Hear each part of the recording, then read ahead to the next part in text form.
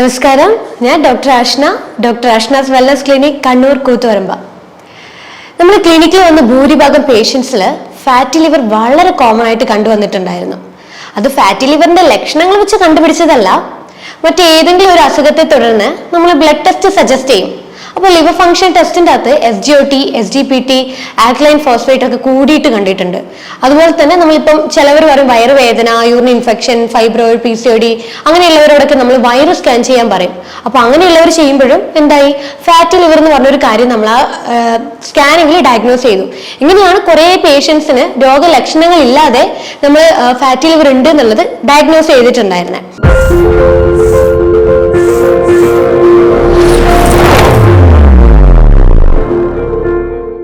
മുന്നൊക്കെ ഒരു 40 വയസ്സിന് മുകളിലുള്ളവർക്കായിരുന്നു ഫാറ്റി ലിവർ കണ്ടിട്ടുണ്ടായിരുന്നത്. പക്ഷെ ഇപ്പോ 10 വയസ്സിന് മുകളിലുള്ള കുട്ടികളിൽ വരെ ഫാറ്റി ലിവർ ഉണ്ട്. ഒരു കുറച്ച് നാളുകൾക്ക് മുന്നേ നമ്മുടെ ക്ലിനിക്കിൽ പാരന്റ്സും കുട്ടികളായിട്ട് വന്നു. അപ്പോൾ ഒരു 14 വയസ്സുള്ള ഒരു കുട്ടി അപ്പൊ ചോദിച്ചു, എന്താ പ്രശ്നം? അപ്പൊ കുട്ടിയുടെ പാരന്റ്സ് ആണ് പറഞ്ഞത് ഫാറ്റി ലിവർ. ശരിക്കും ഞാൻ ഞെട്ടിപ്പോയി, കാരണം 14 വയസ്സുള്ള കുട്ടികൾക്ക് വരെ ഇപ്പൊ ഫാറ്റി ലിവർ ഉണ്ട്. അത്രമാത്രം നമ്മുടെ ജീവിത ശൈലിയിൽ ഉണ്ടാകുന്ന മാറ്റമാണ് ഇപ്പൊ ഫാറ്റി ലിവർ ഇങ്ങനെ വളരെ കോമൺ ആയിട്ട് എല്ലാവരിലും കണ്ടുവരുന്നത്. പക്ഷെ സ്റ്റാർട്ടിങ്ങിൽ എന്ത് ചെയ്യും, നമ്മൾ ഈ ഫാറ്റി ലിവർ അല്ലേ, അത് സാരമില്ല, എല്ലാവരിലും ഉണ്ടല്ലോ എന്ന് വിചാരിച്ചിട്ട് നമ്മൾ അവോയ്ഡ് ചെയ്ത് കളയും, ശ്രദ്ധിക്കാതെ വരും. ഫുഡും ശ്രദ്ധിക്കില്ല, ഫിസിക്കൽ ആക്ടിവിറ്റീസ് ഒന്നും ശ്രദ്ധിക്കാതെ പിന്നീട് നോക്കുമ്പോൾ എന്താവും, ഇത് ഗ്രേഡ് കൂടി സിവിയർ ആയിട്ടുള്ള കോംപ്ലിക്കേഷൻ ആയിട്ടുള്ള സ്റ്റേജിലോട്ടേക്ക് ഷിഫ്റ്റ് ചെയ്യും. അപ്പോഴാണ് എന്ത്, നമ്മൾ ഭയങ്കരമായിട്ട് വറീഡ് ആവും, അയ്യോ ഡയറ്റ് ശ്രദ്ധിക്കണമല്ലോ, എക്സസൈസ് ചെയ്യണമല്ലോ എന്നുള്ള തോട്ട് നമുക്ക് വരുന്നത്. അപ്പോൾ എങ്ങനെയാണ് ഫാറ്റി ലിവർ നമ്മുടെ ശരീരത്തിൽ വരുന്നത്, എന്തൊക്കെയാണ് ലക്ഷണങ്ങൾ നമ്മുടെ ശരീരത്തിൽ കാണിക്കുന്നത് എന്നുള്ളൊരു കാര്യമാണ് ഞാൻ ഈ ഒരു വീഡിയോയിൽ നിങ്ങളായിട്ട് ഷെയർ ചെയ്യുന്നത്. ഫാറ്റി ലിവർ നമ്മുടെ ശരീരത്തിൽ ഉണ്ടായാൽ നമ്മുടെ ശരീരത്തിൽ പല രീതിയിലുള്ള ലക്ഷണങ്ങൾ കാണിക്കും. ഫാറ്റി ലിവർ നമ്മുടെ ശരീരത്തിൽ ഉണ്ടാകുമ്പോൾ നമ്മുടെ മുഖത്ത് കളർ മാറ്റം ഉണ്ടാകാൻ തുടങ്ങും, കറുപ്പ് വരാൻ തുടങ്ങും. പ്രത്യേകിച്ച് നമ്മുടെ ഈ ഒരു ഫോർഹെഡ് റീജിയണിലും ഈ ഒരു ചീക്സിന്റെ ഈ സൈഡിലായിട്ട് കറുപ്പ് കളർ വരാൻ തുടങ്ങും. ഡാർക്ക് സ്കിൻ ആയിട്ടുള്ള ആളുകളിലും ആ ഒരു സ്കിൻ കളറിനേക്കാൾ ഏറെ ഒരു കറുത്ത കളറായിട്ടാണ് കാണാം. പ്രത്യേകിച്ച് കൈകളിലും ചിലവരിൽ ഈ ഒരു പിഗ്മെന്റേഷൻ കറുത്ത കളറായിട്ട് ഇങ്ങനെ കുത്ത് പോലെയുള്ള കളേഴ്സ് ആയിട്ട് കണ്ടിട്ടുണ്ട്. പിന്നെ സ്കിന്നിൽ ചൊറിച്ചിലുണ്ടാവും, പക്ഷെ പാടുകളായിട്ട് ഉണ്ടാവില്ല. കൈന്റെയും കാലിന്റെയും അടിയിലാണ് ഏറ്റവും കൂടുതൽ ചൊറിച്ചിൽ ഉണ്ടാവുക.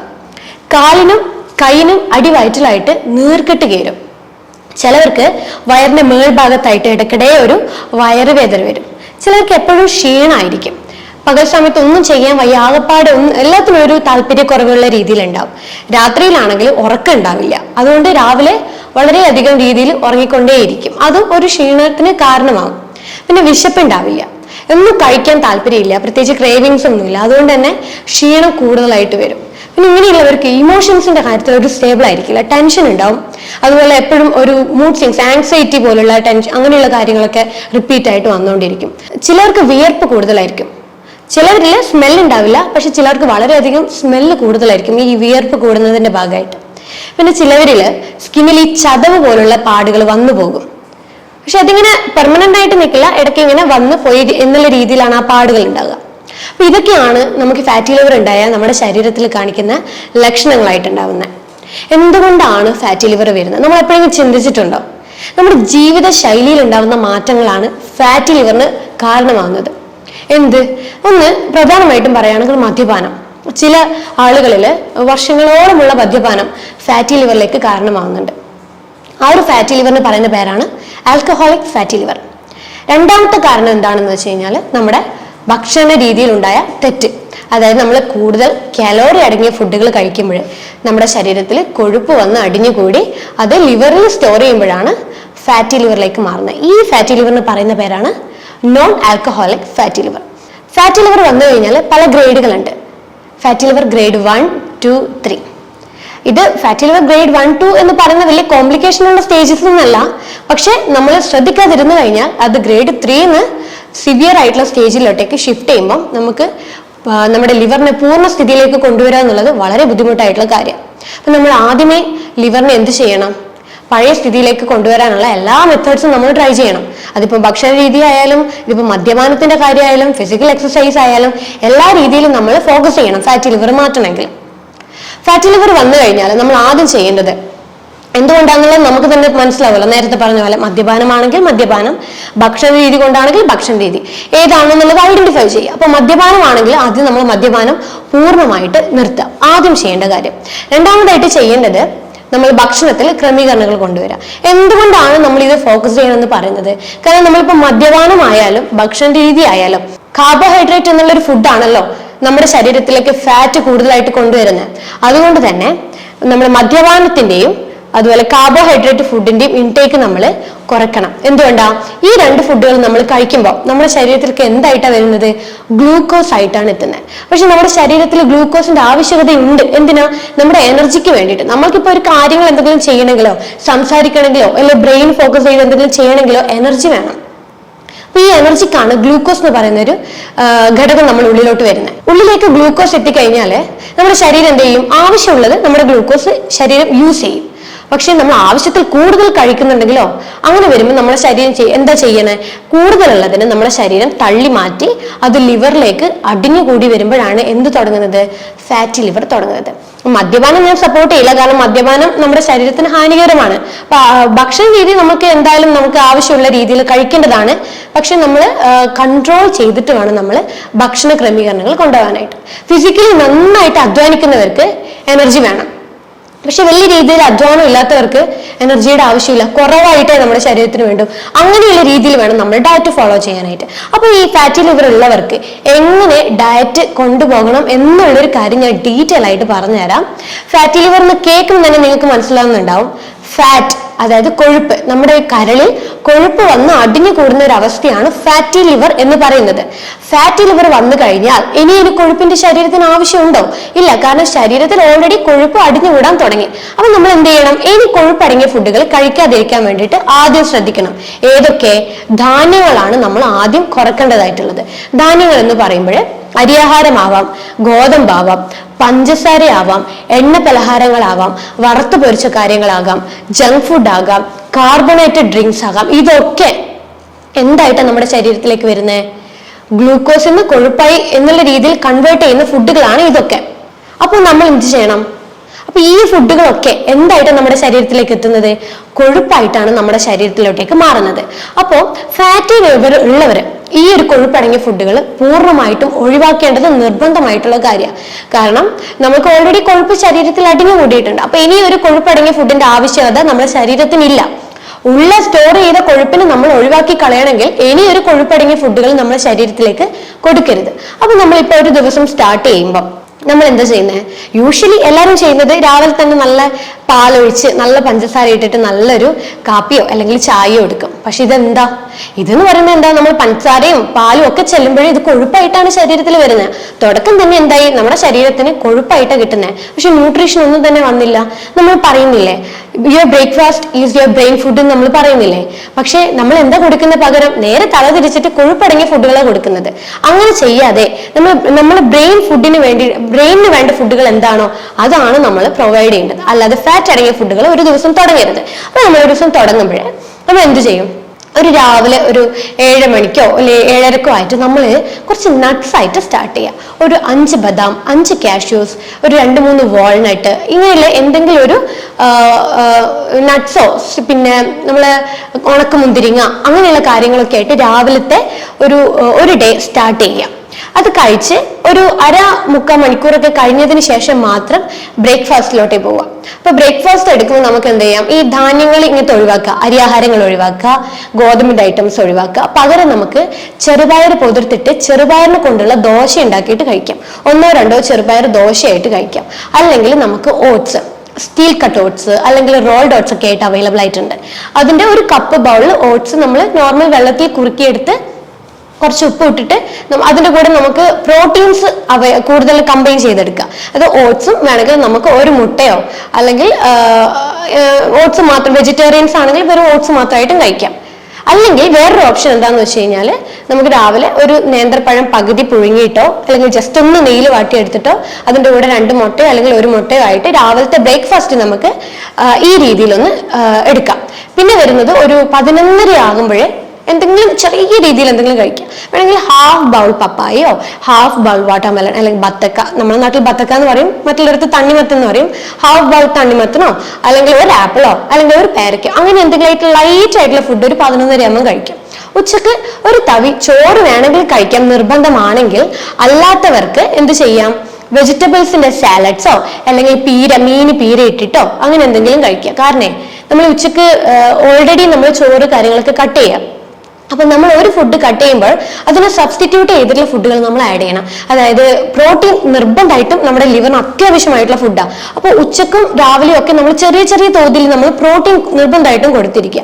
അത് ചെറിയ ചെറിയ മീനുകൾ എന്ന ഫോമിലോ അല്ലെങ്കിൽ മുട്ടയായിട്ടോ അല്ല ചിക്കനായിട്ടോ അങ്ങനെ ഏതെങ്കിലും ഒരു രീതിയിൽ നമ്മൾ ദിവസവും പ്രോട്ടീൻ ഉൾപ്പെടുത്താൻ വേണ്ടി ശ്രമിക്കുക. അപ്പൊ ഉച്ചക്കത്തെ ഫുഡിൽ നമുക്ക് എന്ത് ചെയ്യാം, മീന് പൊള്ളിച്ചിട്ടോ അല്ലെങ്കിൽ നമുക്ക് മീന് വേണമെങ്കിൽ പീര ഇട്ടിട്ടോ അങ്ങനെ എന്തെങ്കിലും ആക്കിയിട്ട് മീൻ കഴിക്കുക. അതിന്റെ കൂടെ വെജിറ്റബിൾസിന്റെ തോരനോ അല്ലെങ്കിൽ പിന്നെ അവിയലോ പിന്നെ സാലഡ്സോ അങ്ങനെ എന്തായിട്ട് ഇതിന്റെ കൂടെ കഴിക്കാം. അങ്ങനെ വരുമ്പോൾ നമ്മുടെ വയറ് ഫുള്ളാവും. നമുക്ക് ഒരിക്കലും ചോറ് കഴിച്ചില്ലല്ലോ എന്നൊരു തോന്നൽ വരില്ല. ഇങ്ങനത്തെ ഫുഡ് കഴിച്ചു വരുമ്പോൾ തന്നെ വയറ് നിറഞ്ഞൊരു ഫീൽ ഉണ്ടാവും. അപ്പൊ നമ്മുടെ ശരീരത്തിലേക്ക് ആ ടൈമിലേക്ക് കൊഴുപ്പായിട്ടൊന്നും ചെല്ലുന്നില്ല.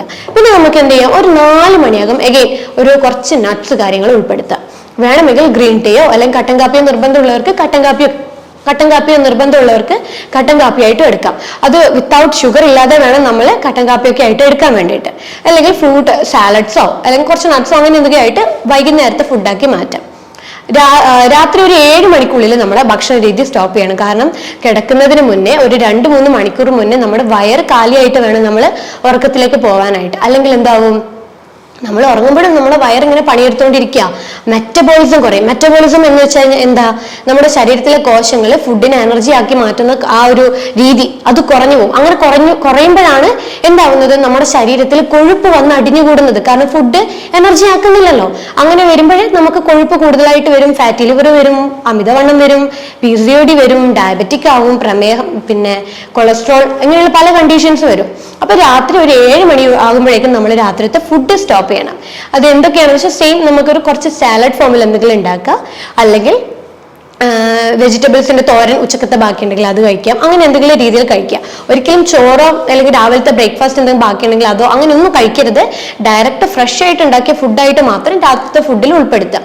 അപ്പൊ നമുക്ക് എന്തെങ്കിലും തോരൻ അല്ലെങ്കിൽ വെജിറ്റബിൾ സാലഡ്സ് അത് നമുക്ക് ഗ്രേറ്റ് ചെയ്ത കോക്കനട്ട് തേങ്ങ ചിരണ്ടിയിട്ട് അതിലിടാം. നമ്മുടെ ഇപ്പൊ ഫാറ്റി ലിവർ ഉള്ളവർക്ക് നമ്മൾ എന്താ ഫോക്കസ് ചെയ്യണ്ടേ, കാലോറി അടങ്ങിയ ഫുഡുകൾ നല്ല രീതിയിൽ കുറയ്ക്കാം. ഹൈ പ്രോട്ടീൻ ഉൾപ്പെടുത്തുക, ഹൈ ഗുഡ് ഫാറ്റ് ഉൾപ്പെടുത്തുക. അപ്പൊ ഈ ഗുഡ് ഫാറ്റ് എന്ന് പറയുമ്പോൾ എന്തൊക്കെയാ, തേങ്ങ വരും, നെയ്യ് വരും, പിന്നെ അതുപോലെ തന്നെ ബട്ടർ വരും, അവക്കാഡോ വരും. ഇതൊക്കെ നല്ല ഗുഡ് ഫാറ്റ് അടങ്ങിയ ഫുഡുകളാണ്. അപ്പൊ ഇതൊക്കെ നല്ല രീതിയിൽ ദിവസം ഉൾപ്പെടുത്തുന്നത് കൊളസ്ട്രോളോ കാര്യങ്ങളോ അല്ലെങ്കിൽ ഫാറ്റി ലിവറോ ഒന്നും കൂടാൻ പോകുന്നില്ല. അപ്പൊ നമ്മുടെ രാത്രിത്തെ ഭക്ഷണത്തിനകത്ത് സാലഡ്സ് ഉച്ചക്കും ഉണ്ടാക്കുമല്ലോ, സാലഡ്സ് ഒക്കെ ഉണ്ടാക്കുമ്പോൾ നമ്മൾ തേങ്ങ ചിരണ്ടി ഇട്ടിട്ട് ആ ഒരു സാലഡ് ഉണ്ടാക്കിയിട്ട് കഴിക്കാം. അത് നമുക്ക് ശരീരത്തിൽ നല്ല രീതിയിൽ ഫൈബേഴ്സ്, ഈ വെജിറ്റബിൾസിന്റെ ഫൈബേഴ്സ് നല്ല രീതിയിൽ എത്തും. അതുപോലെ തന്നെ ഗുഡ് ഫാറ്റ്, തേങ്ങയിലുള്ള ഗുഡ് ഫാറ്റ് നമ്മുടെ ശരീരത്തിലെ കോശങ്ങളിലേക്ക് എത്തും. അതുപോലെ നമുക്ക് പ്രോട്ടീൻ അടങ്ങിയ ഫുഡുകൾ, മുട്ടയോ മീനോ ചിക്കനോ എന്താ ഉള്ളത് അത് ചെറിയൊരു അളവിൽ രാത്രി കഴിക്കുക. ഇങ്ങനെ വരുമ്പോഴെന്താ, ഒരു ദിവസത്തെ ഡയറ്റ് പ്ലാൻ ആയി. അപ്പൊ ഈ രീതിയിൽ നമ്മൾ ഒരു മാസത്തോളം നമ്മൾ ഡയറ്റ് കൃത്യമായിട്ട് എടുക്കുമ്പോൾ നല്ല രീതിയിൽ നമ്മളെ ഫാറ്റി ലിവർ നമുക്ക് റിവേഴ്സ് ചെയ്യാൻ പറ്റും. പക്ഷേ ഫുഡ് മാത്രം പോരാ, നമ്മുടെ എനർജി എന്ന് പറഞ്ഞൊരു കാര്യം നമ്മൾ ബോഡിയിൽ ഉണ്ടാക്കണം. കാരണം ഓൾറെഡി ശരീരത്തിൽ കൊഴുപ്പ് സ്റ്റോർ ചെയ്ത് വെച്ചിട്ടുണ്ട്. ആ സ്റ്റോർ ചെയ്ത കൊഴുപ്പിനെ കളയണമെങ്കിൽ ഡയറ്റിംഗ് മാത്രം പോരാ, മെയിനായിട്ട് ചെയ്യേണ്ടത് ഫിസിക്കൽ ആക്ടിവിറ്റീസ് ആണ്. ഡെയിലി 1 മണിക്കൂർ നമ്മൾ കൃത്യമായിട്ട് നടക്കുക. അതുപോലെ ശരീരം അനങ്ങിയിട്ടുള്ള എക്സസൈസ് കാര്യങ്ങൾ ചെയ്യുക. മെയിനായിട്ട് എന്താ, വയറ് അബ്ഡോമൻ എക്സസൈസ് ആണ് നമ്മൾ കൂടുതലും ഫോക്കസ് ചെയ്യുന്നത്. കാരണം ഏറ്റവും കൂടുതൽ ശരീരത്തിന്റെ കൊഴുപ്പ് വന്ന് അടിഞ്ഞുകൂടിയിരിക്കുന്നത് നമ്മുടെ വയറിലാണ്. അപ്പൊ ഈ വയറിലെ ഫാറ്റ് കുറയണമെങ്കിൽ നടത്തം ഒന്നും ഹെൽപ്പ് ചെയ്യില്ല. പകരം നമ്മൾ എന്ത് ചെയ്യണം, നല്ല രീതിയിൽ അബ്ഡോമൻ എക്സസൈസ് ഒരു ½ ആൻ അവർ ഡെയിലി ഫോക്കസ് ചെയ്യുമ്പോൾ ഫാറ്റി ലിവർ താനെ കുറയും. നമ്മൾ ഭക്ഷണം ശ്രദ്ധിക്കുന്നില്ല, ഫിസിക്കൽ ആക്ടിവിറ്റീസ് ഒന്നും ഇല്ല, ഇങ്ങനെയൊക്കെ വരുമ്പോഴാണ് നമുക്ക് ഫാറ്റി ലിവർ റിവേഴ്സ് ചെയ്യാൻ പറ്റാത്തൊരു സ്റ്റേജിലോട്ട് പോകുന്നത്.